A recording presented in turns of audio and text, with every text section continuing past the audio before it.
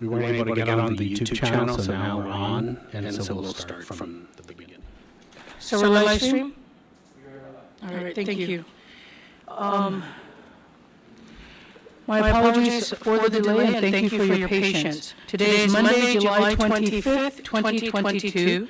This is the GEC reconvened meeting of Thursday, July 14th, 2022, the GEC of the GEC regular meeting. We are in the GEC conference room, second floor, Oka Building, Tamuning, Guam. It is now 11:59 a.m. Once again, my apologies for the delay. We had hoped to start earlier, but we had technical difficulties live streaming this meeting, which is required by law. So we are live stream now. Right? Certification of public notice requirements were out in the post July 7, 2022 and July 11, 2022. And that was for the regular meeting. I do want to indicate that we do have a quorum present with us, myself, Alice Tyron, chairperson. To my right, we have Commissioner Benny Pinella and Commissioner G. Patrick Seville. To my left, we have Commissioner Joseph P. Moffness and Carissa E. Pagolinen. We also have President Legal Counsel Vincent Camacho and our Executive Director Maria Pagolinen. So we do have a quorum. Maria, would you like to start? Madam Chair, we would like to talk about the proposals first, so legal counsel will discuss. Good morning, Madam Chair. So at the last meeting, you guys approved to proceed with the preparation of the short title, as well as the summaries for the 4 initiatives. Those are presented to you. If there's any discussion.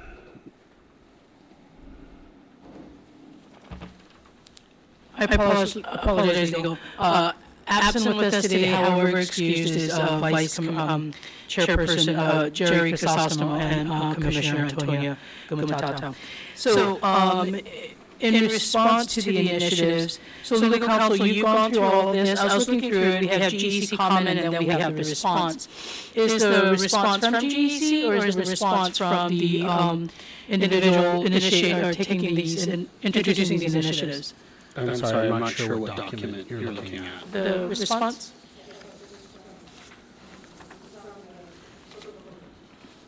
The proponent. Yeah. Okay, this was received after the last meeting.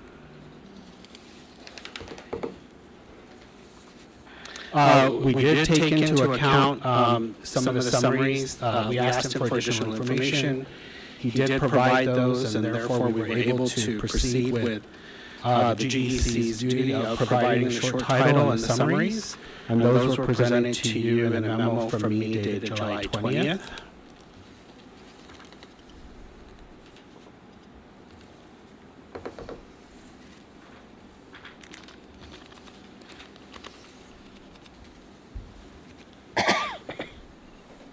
Does everyone have that? Okay. So you want me to go down for the each of the initiatives? Is that from our previous meeting?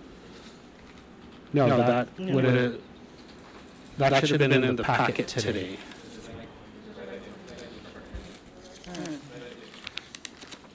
Okay.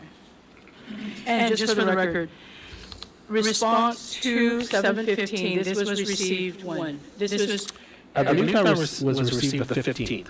and this is from the proponent. Yes. It indicates here GEC comment. Are these our actual comments? I believe this was our original comment to ask for additional information. And this is the discussion we had at the last meeting. Okay. So I believe he's responding with regard to Voter Initiative 2 for part-time legislature and Voter Initiative 4 with regard to Corrupt Practices Act. But then he also responds to, so he responds to the GEC's actions at the last board meeting. Okay. Yes. Yes. He just inserted the comments. Correct. Okay, thank you, council. Okay, should I go ahead and Yes, proceed? please. Okay, so, for proposal A, we short-titled it as a voter referendum number 1, a referendum to remove the primary election requirements for independent candidates. The summary is a referendum to repeal sections 15404A and 15404B of Title III of the Guam Code annotated, to remove the requirement that independent candidates receive a threshold of all votes cast in primary elections and to be placed on the general election ballot. This referendum seeks to exempt independent candidates from the primary elections. So there's no further discussion or amendments. This is what will be placed on the petitions for the proponent to solicit signatures.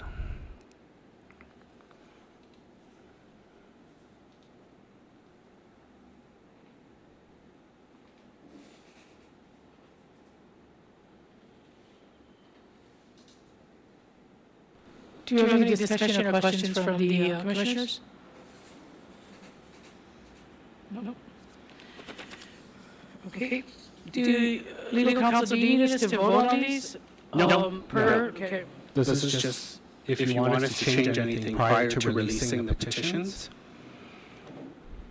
So proposal B is voter referendum number 3, a referendum to increase the members of the legislature in Guam, the Guam legislature, from 15 to 21.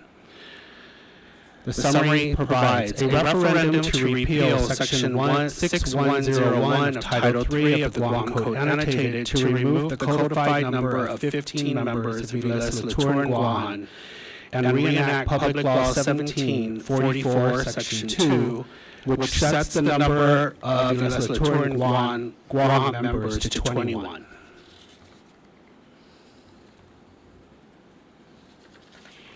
I have a question. Sure. And I apologize, I'm going to go back to referendum 1. Is there anything in proposal A that would conflict or drawn to conflict with the Organic Act?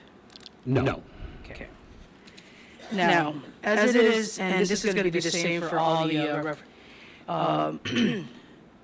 this is just a summary. Is this summary, because I'm reading the summary for proposal B, and there are important details contained in the proposal that are not stated in the summary.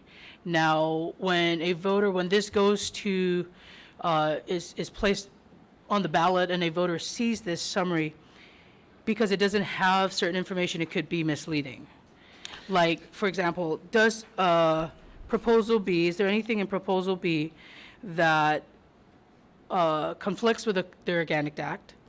And what other actions are going to happen should this be receive the votes needed to pass as a referendum? Are we calling it a referendum or initiative?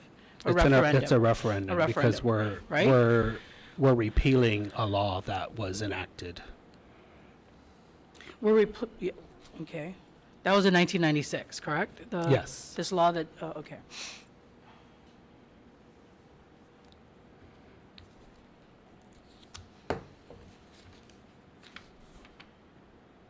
Okay.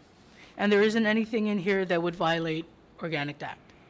No, so the Organic Act allows the people of Guam to elect up to 21 members of the legislature. Right. So there's nothing in there that says the people of Guam can reduce that. And in fact, in 1996, through Public Law 2301, the legislature actually required the initiative to go before the people to reduce the number of senators from 21 to 15.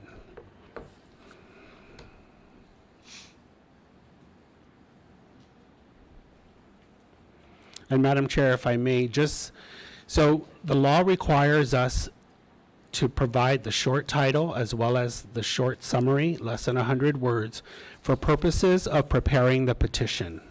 For purposes of preparing the pamphlet that goes out, We will still have to conduct an analysis and prepare that for up to 500 words. So that we will be able to include what the Organic Act provides, what has happened in the past, and what this initiative is clarifying to do going forward, should it pass. Okay. All right. Do you have any questions or further discussion on Proposal B? Okay. Proposal C? Okay, so for Proposal C, again, this is voter referendum number 5. It is a referendum to reestablish the office of the public prosecutor, and the summary reads as follows. A referendum to repeal those portions of sections 30101 and 30101.1 of Title V of the Guam Code Annotated relevant to the election of the Attorney General and reenact Public Law 24-288, which established the office of Public Prosecutor, the election of the Public Prosecutor, and amended Chapter 30 of Title V of the Guam Code Annotated to remove any reference to the Attorney General as the Public Prosecutor. The office of the Public Prosecutor shall be separate from the office of the Attorney General and shall have sole and exclusive jurisdiction to prosecute all criminal offenses in Guam.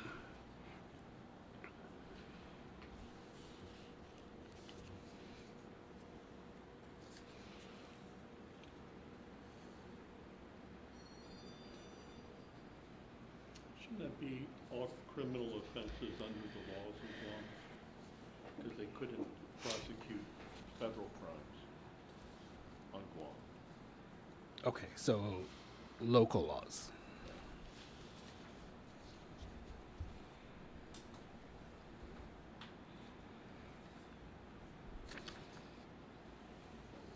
Local laws of Guam. Okay.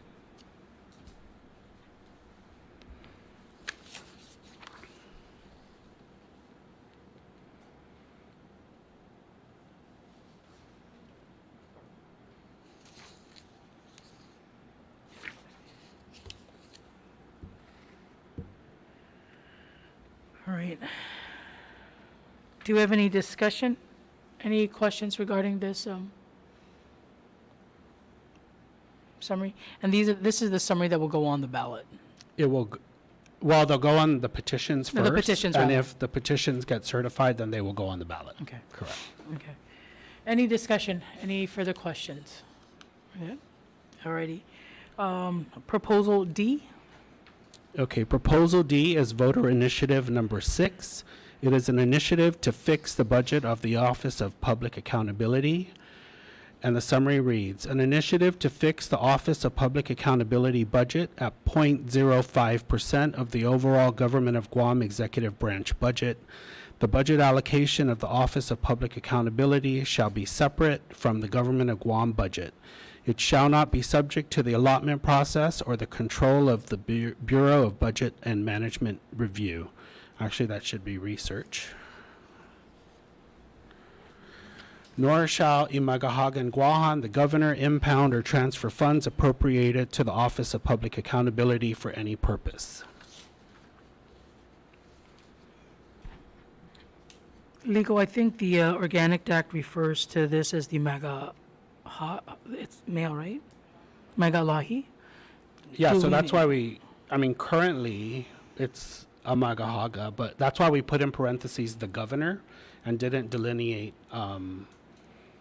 But I believe for the most part, everyone, we can change it back No, to, I'm just saying I don't want to challenge, right? Like it goes beforehand. If that's fine and it's acceptable, it's just, I recall reading in the Organic Act that everything is stated as Magalahi, even if our governor is female, not present, right?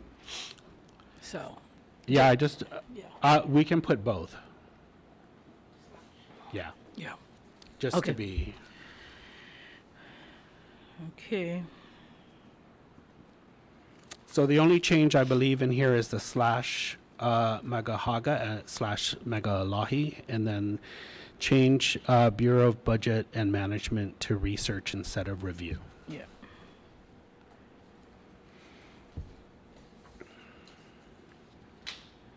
Okay. Can I just have a 1-minute recess?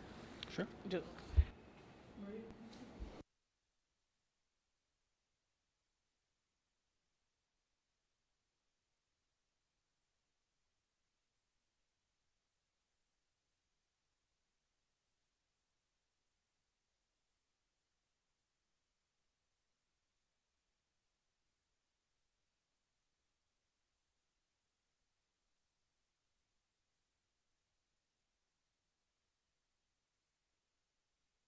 Thank you. We're back from recess. It's 12:14. Do we have any discussion on any of these? Are we, legal counsel, do we vote on this? Do you need our vote? No, I just needed your input before Maria can finalize the petitions to give to Mr. Leon Guerrero.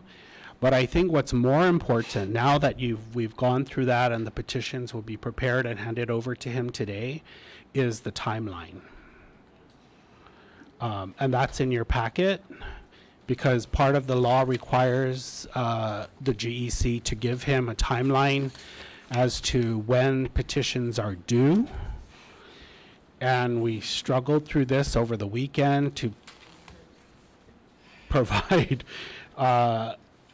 keeping in mind that, you know, the Guam law really didn't take into account the UOCAVA requirements with regard to when the ballots need to be sent out. So if you look at your timeline, although the initiative and referendum provision allows normally either 90 days for referendums or 120 days for initiatives, in order for us to meet the federal law, the UOCAVA law of 45 days where we have to send out the ballots to the UOCAVA members or absentees, we need to send those out by September 23rd, which is 45 days prior to the general election. So if you take a look at the timeline, and I'm looking at item number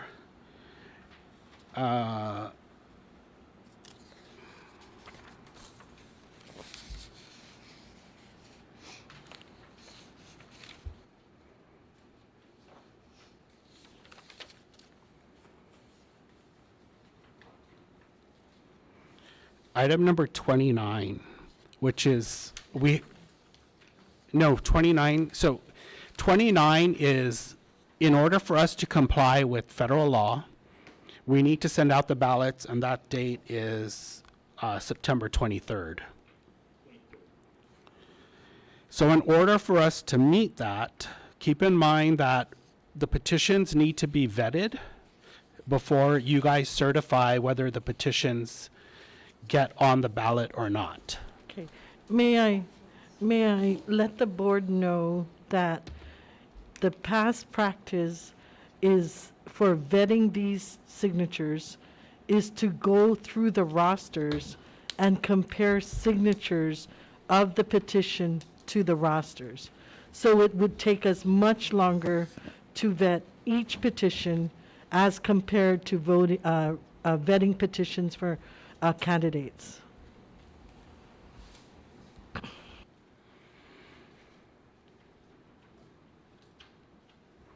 And I'm sorry, once again, how many signatures are needed on each? I'm sorry. How many signatures for each petition? For initiative, it's 5,209. Because that was how many were registered at the time they were submitted. That was the May report. And for the referendum, it's 7,000. I think, I need to get the number again, but it's over 7,000. That one is 10% or one is 10% and one is 20. Okay. Initiatives is number of registered voters. Referendum is number of those that voted in the last general election of for the governor. Okay. So that's over 7,000.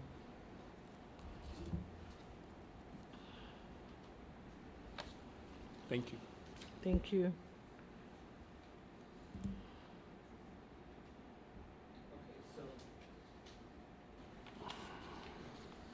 I've asked Maria and her team to go back and take a look at if we were to get, if we had to mail out the ballots by September 23rd, what would be a reasonable time for them to vet and certify, and for you guys to certify the petitions? and then also provide for the printing of the pamphlets, the mailing of the pamphlets, and preparing for the notices to get out to the media with regard to the ballot initiatives. We also have to solicit for arguments on both sides, which is, I think, there's no timeline in the statute, but in order for Maria to print the pamphlets, we need to get that information beforehand. We also have to receive a fiscal impact statement by BBMR before the pamphlets go out. And so there's a lot of work that needs to get done before anything goes to print, whether it's the ballot, whether it's the pamphlets, and first of all, whether you guys certify the proposals to get on the ballot itself. So Maria is proposing that with regard to the acceptance of the petitions of filing, the last date to accept petitions would be August 25th. And I believe Maria has agreed to receive petitions as they get filled up so they can start vetting, so that they're not waiting until the last day to vet the petitions. So the timeline is before you. It is a short timeline, but in order for us to comply with the law to get the ballots out, we have no other recourse at this time.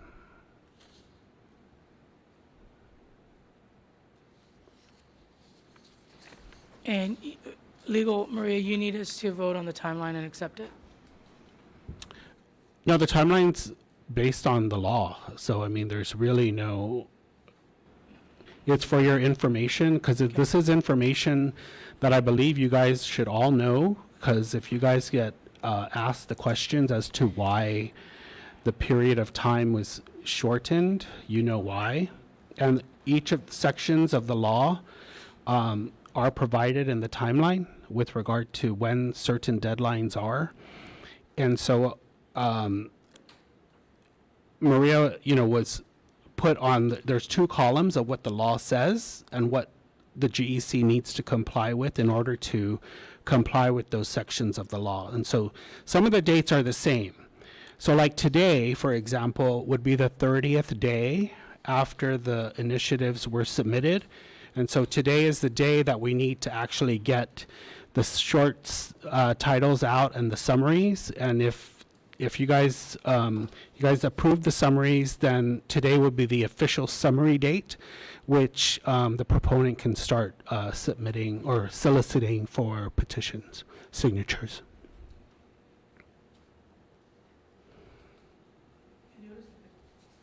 Notice the petition, Maria, is this?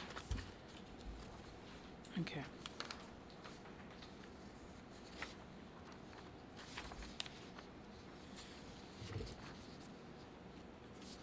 And this is to form, correct?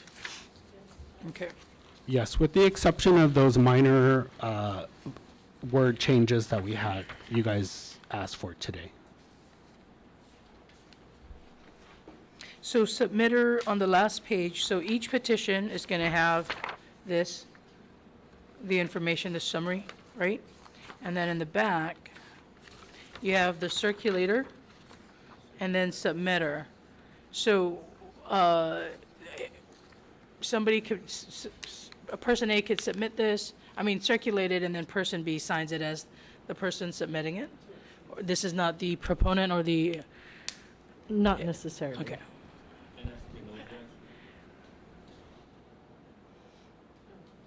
So they have to, the submitter has to notarize this, Yeah, it get this says notarized? Every petition? Ma'am, and that's why it's the submitter. The submitter will come before us and we will notarize for them. Now, do the same rules with regard to petition signatures for elected office, right? Stand with signers here? No. Oh, Forgeries, questionable signatures, You guys review all of that, correct? And we do a closer review in that we are supposed to compare them with the most recent signatures we have. Okay.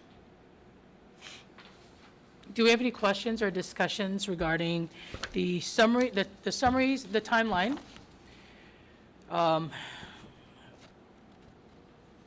Right, and then we have the petitions. Am I going to be allowed to say anything? Public comments will come up afterwards. Yep. I don't have anything else.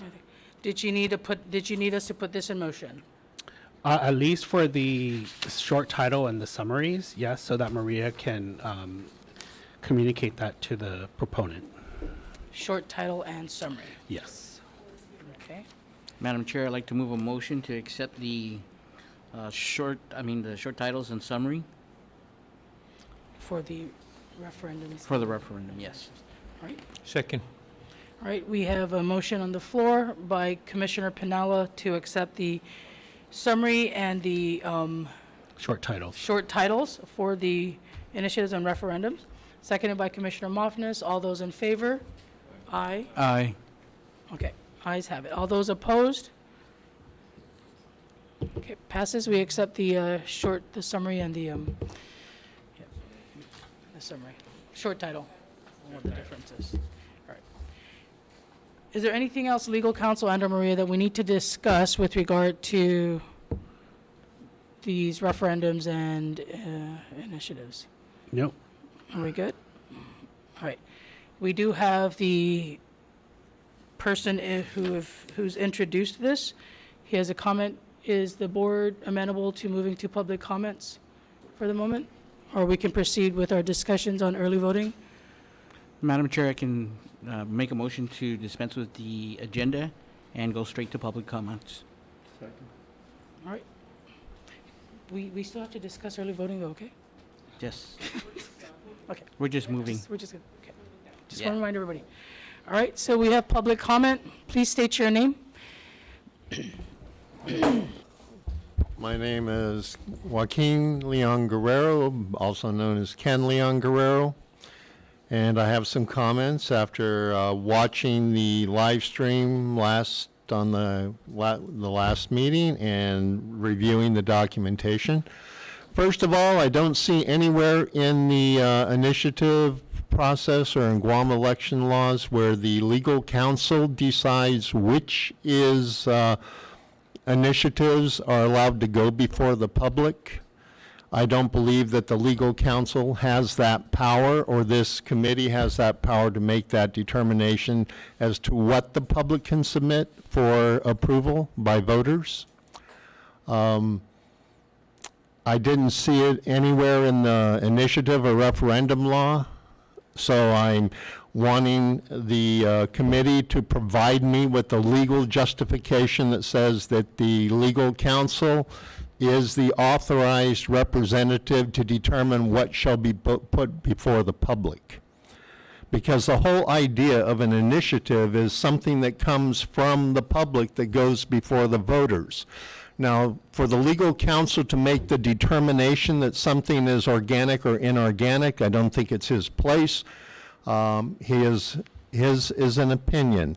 Now, when Bill 3035 was introduced in the legislature, a lot of people expressed opposition to that. They pointed out the illegality of that, but the legislature went ahead and passed that bill anyway, and then it was challenged in court and ruled illegal. I believe we have the same situation here. If this council feels that this initiative is illegal, they need to wait until it gets passed.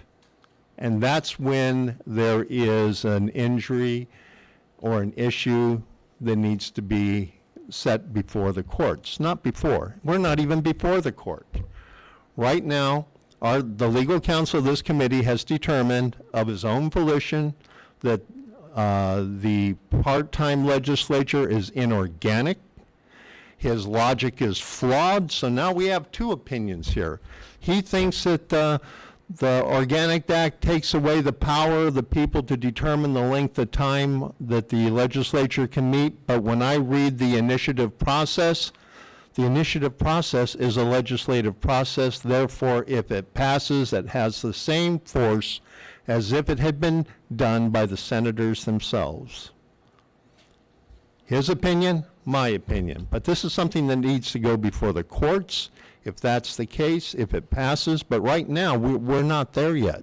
There is no harm done. But there is harm done now that if this committee determines, based on the advice of legal counsel, that the people of Guam do not have any right to submit an initiative to determine the length that the legislature will meet, then there's some harm done. There will probably be legal action, and one of the remedies of that legal action will probably be a special election should the courts decide in my favor, which will be back on this commission here. Under the initiative process, the people of Guam are granted in the Organic Act as well as Guam law to put forward to voters initiatives and referendums. Now, after those initiatives and referendums have been voted on and approved or disapproved, that's when we get into the trenches, but not before. Because if we are following his recommendations, then Bill 30 should not have been passed. Because there was plenty of warning that it was inorganic and it was in violation of Guam law. But the senators passed it anyway. I took it to court, Take Care took it to court, and ultimately in court it was determined to be in violation of federal law as well as Guam law. We're at the same situation here. This commission, these people here in this commission have determined the voters of Guam do not have the right to put forward any initiatives that they desire without being screened by someone who's not elected, someone who's not been vetted for the position through the legislative process. Now, each one of the commissioners, to my understanding, had to go through legislature. Is that correct? When you were nominated for this commission, didn't you have to go before the legislature? No. Oh, that's even sweeter. Learn something new. But my point here is, this is a voter initiative. This is within our rights under the initiative process and referendum process is spelled out in the Organic Act. I do not believe this board has the authority to determine what goes before the voters.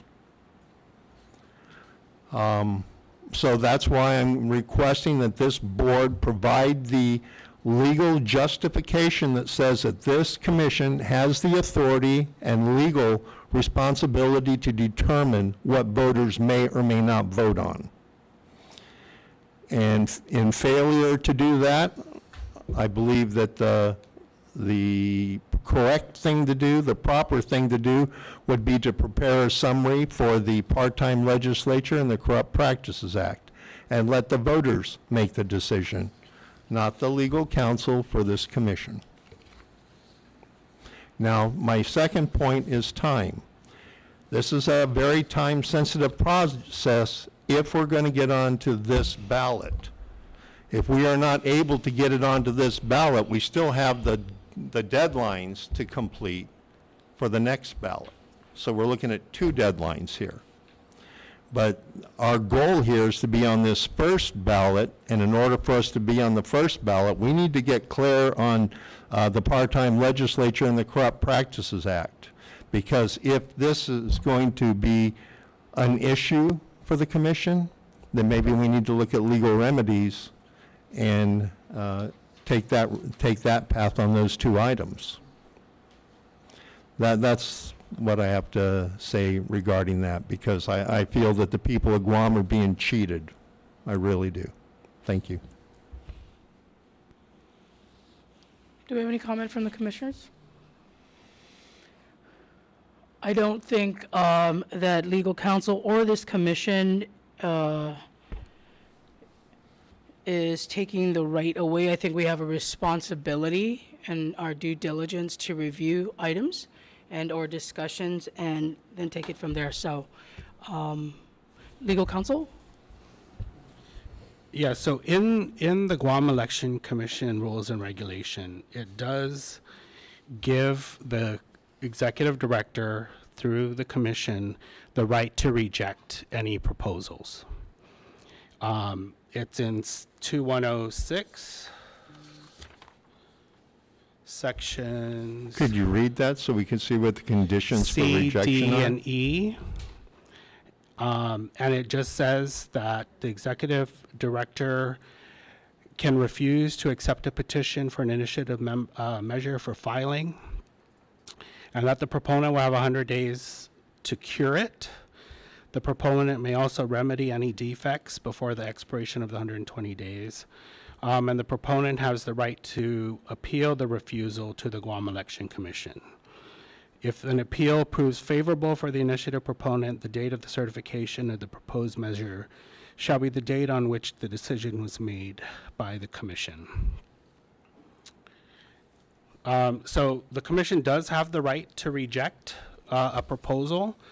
And as we discussed at the last meeting, anything the proponent's talking about with regard to the right of a Guam voter to present an initiative is correct, right? Anyone can propose an initiative, but based on changing or reenacting or enacting Guam law. It's the same thing that we had to go through when we instituted the Supreme Court of Guam. That required a congressional act. The same thing when we went to change the Attorney General to an elected position. That was a required congressional act. And as we previously stated, and the reason why we believe this is inorganic, because it's not like any other initiative that was presented to the people of Guam in the past. First of all, the powers in the Organic Act are similar to the Constitution of Guam. And unfortunately, and very unfortunately, the people of Guam don't have the power to change that. It lies in Congress. So Congress gives the legislature the power to govern its own business. And by trying to present an initiative that takes away that power, you are, in essence, taking away the power given by the Constitution, or the Organic Act in our case. If we're going to change that power resides with Congress. The same thing with the Corrupt Practices Act. Congress instills in the legislative power the right to determine sovereign immunity. And sovereign immunity is governed by the Guam legislature in order to pass statutes to who can be sued in their individual capacity or the government itself. We do already have laws such as the Taxpayer Relief Act, where a taxpayer who has standing can sue Gov Guam. We have the procurement law, the Government Claims Act, that the Guam legislature, not Congress, has said you can sue us. We also have autonomous agencies enabling acts that the Guam legislature, not Congress, has said we are subject to be sued and we can sue. So all of those provisions are the authority given by the legislature. I want to go back to, if you go back to the law regarding the cannabis law, with regard to, that was challenged, whether the Guam legislature can give their powers to the people. If you recall, the Guam legislature passed a law through legislative submission enacting the initiative for the cannabis law. That was challenged. And the District Court of Guam said the proponents don't have standing because they're not harmed. You can't just come in and say an initiative is is taking, so the argument was the initiative is taking away powers from the legislature. But what's different in this case is that the legislature granted the authority to the people of Guam to change the law. That's not what's happening here. Here we're attempting to take the initiative process and change federal law. And so that was my explanation last time, and I think that's a reasonable reason as to why the commission rejected those other two initiatives as submitted prior. Has nothing to do with the taking away the ability of any Guam voter to change Guam law. Because like all the other initiatives indicate, they're changing and repealing Guam law, right? But in this case, we're trying to reduce the power given to the legislature. Now, if the legislature comes in and says, yeah, we'll go ahead and let the people decide, that's for them to decide, because they have that power under the Organic Act. Madam So Chair. you're basically saying that an initiative is not Mr. part of the... Leonguero, I cannot, you are not my client, so I can't answer your questions. If you want it Okay. in writing, we can, whatever questions you have, I would prefer that it be in writing so that you have a response. He's correct on that. I will submit my questions. I will be filing an appeal on the part-time legislature and the Corrupt Practices Act, but I will go ahead and proceed with the other four that the commission has approved, and we'll just continue to work on part-time legislature and Corrupt Practices Act. Madam Chair, if I could add, please. So I think legal counsel is making a very clear determination about federal law. So it is covered under the Constitution of the United States, Article 6, Paragraph 2, and it's called the Supremacy Clause. Okay? It establishes that the federal Constitution, okay, and federal law generally takes precedence over state law and even state constitutions. So it prohibits states from interfering with the federal government's exercise of its constitutional powers and from assuming any function that are exclusively entered into federal government. So I think that was the conversation that we were having, whether it was organic or inorganic. It had nothing to do with the initiative generally on its own standing, but whether or not we could move it forward. Thank you. Thank you, Commissioner Pinello. All right, legal counsel, should Mr. Leonguero submit questions, be sure that we respond. Maria? Yep. All right, thank you. Any further comments? We can, nope. Okay, we can, please go back to the agenda.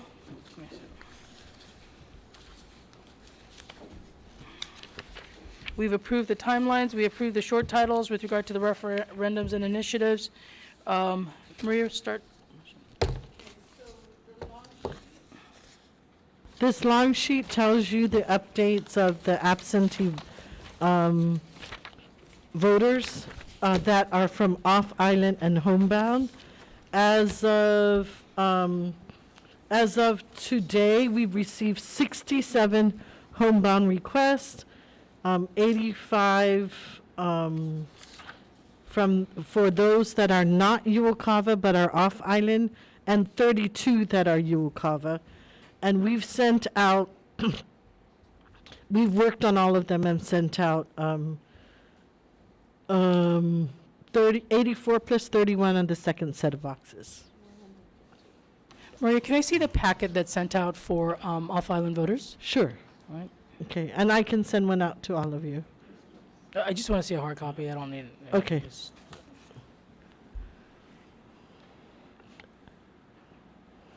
For homebound, we are servicing the hospitals on the day of. That's both hospitals? We will service them if we coordinate with the hospitals. If they call us, when the hospitals call us, we will service with their coordinators, and we do go there even before the election. So if they have patients that are going off island for medical referral, we will go then. Will you also allow the doctors and/or nurses to vote at that time? Early voting or homebound, what is it called? No. Not homebound, ma'am. Not homebound. It will be only for their patients. Correct. Ma'am, if there is we've done it where the escort for the medical referral was going off the next day, so we've done it for the escort. Well, that's just for those leaving, right? But if you have a caregiver with them at the hospital, no. At home, we do, not at the hospital. That's our practice. Will you be visiting homes, like senior homes, like these senior centers, Guma, Tranquilidad? Not Gumat Tranquilidad because they're mobile. Senior centers, not them either because they're mobile. We do service St. Dominic's and the skilled nursing unit. Okay, all right.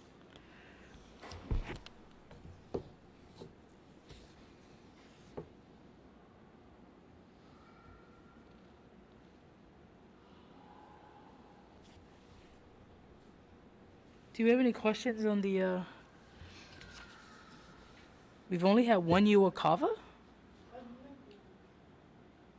I'm sorry, the applications, I'm looking at applications.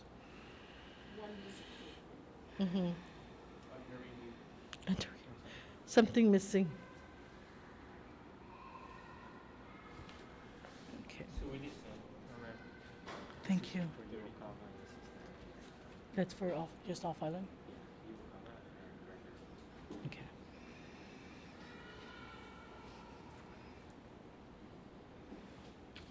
And individuals off island and Uwakava have up until when to get these? The ballots need to be postmarked on or before, correct? August 27th, Okay. primary election day. Okay.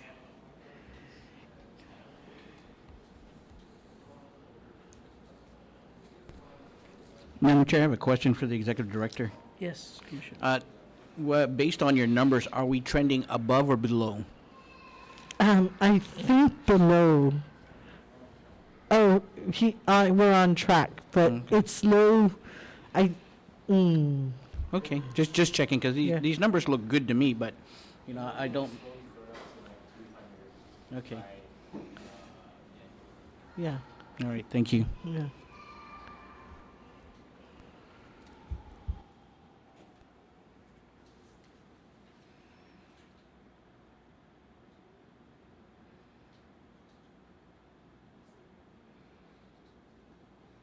And Maria, a lot of these requests for off island, is that coming in via email? Yes, ma'am. Yes. And we're tracking, right? Yes. Right. All right. I don't have any questions. Commissioners, any questions with regard to this? Okay, Maria, next.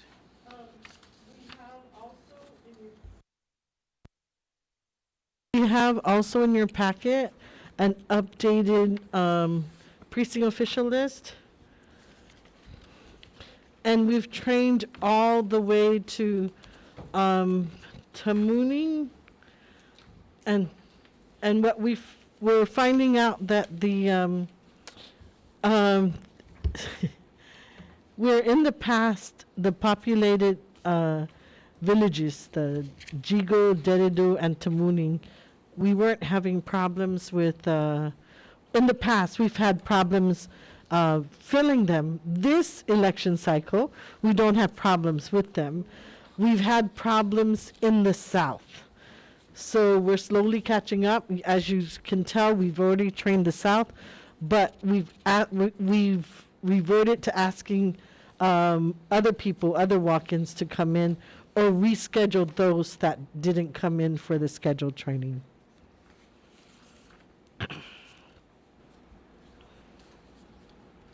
We have some here that say NR that's not registered. Yes, ma'am. So where NR still appears, those are the villages we haven't trained. So when they come in, we will register them.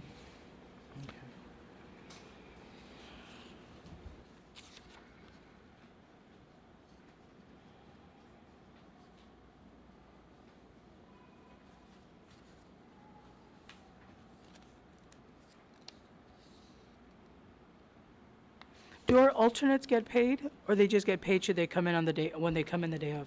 That's correct. Okay.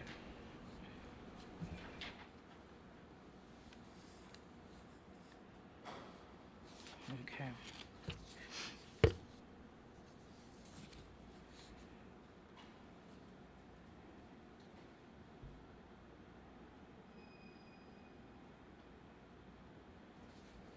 Okay. Any questions with regard to the precinct official listing?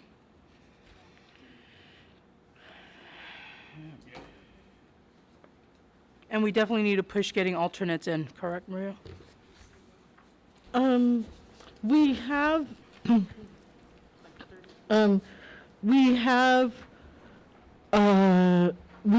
we're calling them, it sounds like we're okay in Dedido and Tamuning. I mean, Dedido and Jigo, we're okay. So, it's the other villages, for example, Hagatnya, and we need one more in Acid, Agate, Santa Rita, Umatak. If you see so really it's quite different than what we're used to, where we're needing to fill the southern villages.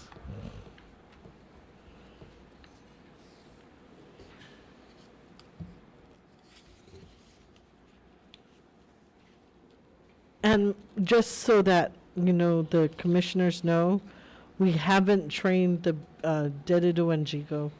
We'll start today and we'll give you an update when, the next time.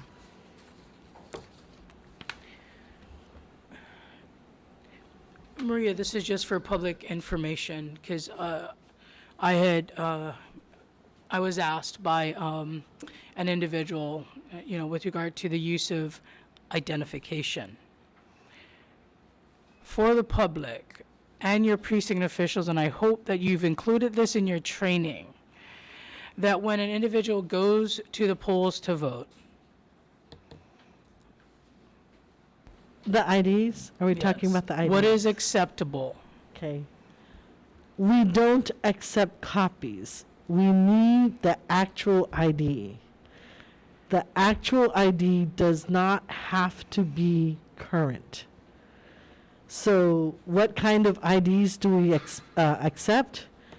Validly issued government IDs. So driver's license, passport, Guam ID, state driver's license, government of Guam employee IDs if they have the picture and the date of birth. Hot, On the government of Guam ID, government of Guam agency, does it have to have an expiration date? yeah, So you will accept it even if it's been expired? yes, yeah. We will also accept Guam public or private high school IDs and college and university IDs of Guam. University of Guam, Guam Community College, I guess Pacific Island Bible Study College or Pacific Islands Bible College if they have, and all public and private Guam high school IDs. This is photo ID, Yes, ma'am. and they can be expired IDs. Yes, that's correct. The law says validly issued.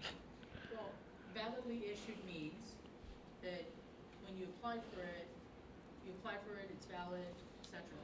Now, you can use an expired Guam driver's license as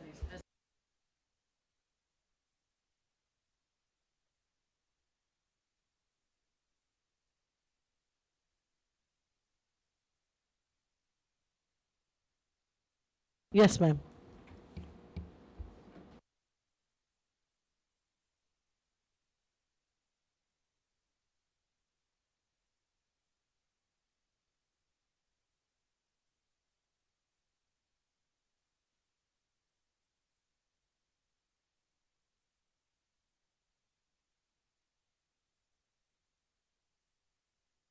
No, but I can give you just a brief report on the early vote center.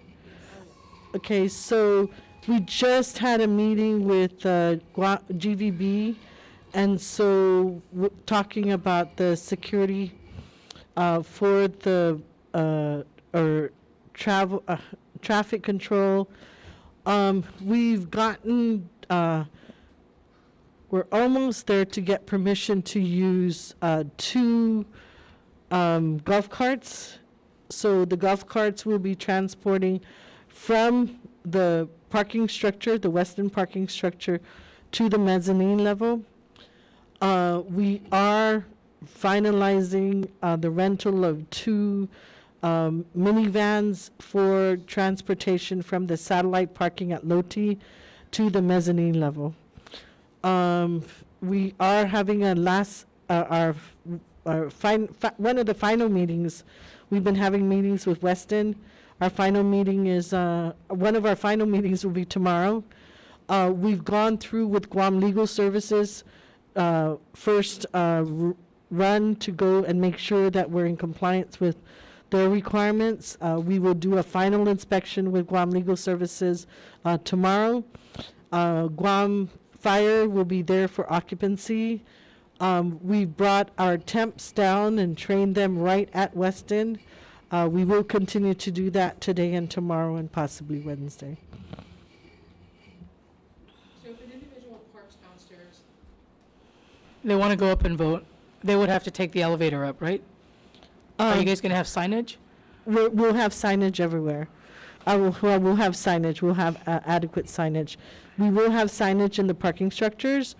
The golf cart will be parked at 4A, will be stationed at 4A. Lobby level must be 4. Lobby level is 4. That's, right outside. That's all going to be used for accessible voting.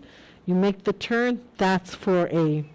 So we've had to compromise on the dedicated parking. We don't have all of 4A, but we have, I believe, 29 for 4A. And the reason we had to compromise because they've given us all the slots up on the lobby level for accessible voting. We've talked to both security for Weston, and we've talked to the GVB VSO person. Accessible voting will take place right at the entrance to the parking structure. If we fill out the 20 slots, there will be a line starting at the flame tree at the bottom of before you approach the lobby and furthest right from the driveway down. We anticipate having some VSOs at the top, and we anticipate having a VSO at the bottom as well. Are they going to identify that service elevator for the sole purpose of Yes, ma'am. voters? And they're making it look like it's not a service elevator. We'll look at that again tomorrow. Do you have any questions in regard to the early voting site? Any concerns? Good. All right. Any further discussion?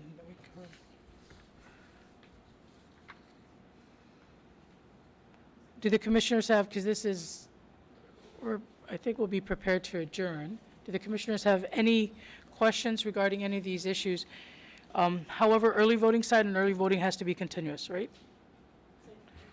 For our agenda. It's a continuous. Yes, it will. Yeah. And we will subject. continue to vote based on the timeline as well. We have those things listed in the timeline. Early voting starts this Thursday. Correct. And early voting site at the Westin is open for early voting from 9 or 10? 10. 10 o'clock. to 6, to 6 6 o'clock p.m. p.m. Okay. Monday through Friday only. Tuesday Tuesday through Friday. Tuesday Yeah. through Friday. Just make sure that the media is aware of that and that we put it out, we Yes. push it out, okay? Yes. All right, did you have anything else? No. No, ma'am. Legal counsel?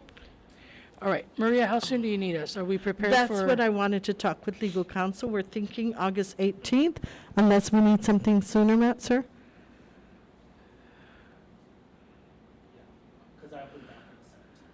18th is good? Yeah. August 18th, ma'am, is what we're looking at. And legal, you will make available other counsel in the event we have questions, correct? Yeah. Okay. I'll actually be available. Okay, July. Okay. While you're off, okay. August 18th, and you want us at 5? Whatever 5:30 time you for- want. That's a Thursday. We can do this time, ma'am. It's up to you guys. Commissioners, what time works for Oh. everybody? Yeah, just so you know, we close early voting at 6 o'clock.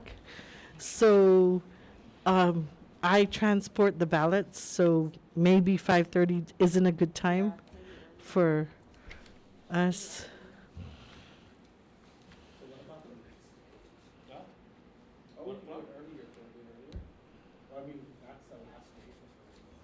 No, it's not. August 18th is not, August 19th is. Yeah. Do you have enough time? Yeah. We have enough time for the Yeah. Yes. Yes. Keeping in mind, Maria, any other potential issues that the commissioners need to address? Nothing. August 15th? Yeah, yeah. I'm okay with that. Yeah. Our legal counsel will be off island, but we have other legal counsels to stuff. Yeah. And he's also available to us even when he's gone. Is that okay with everyone? 15th? That's a Monday. Oh, Monday is good because Todd's at early voting. Okay. All right, Are so, you and guys okay with 5:30? Okay, so I need a motion to adjourn until Monday, August 15th at 5:30 PM. Madam Chair, I'd like to move a motion to adjourn to August stop. 15th at 5:30. I'm sorry. I just saw a hand raised. Public comments? Can we, yes.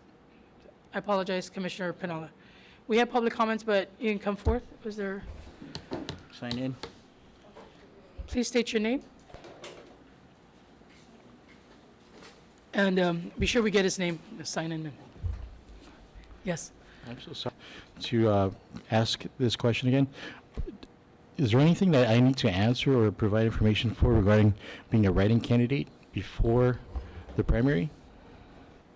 Maria, no. No? Not legal, no, right?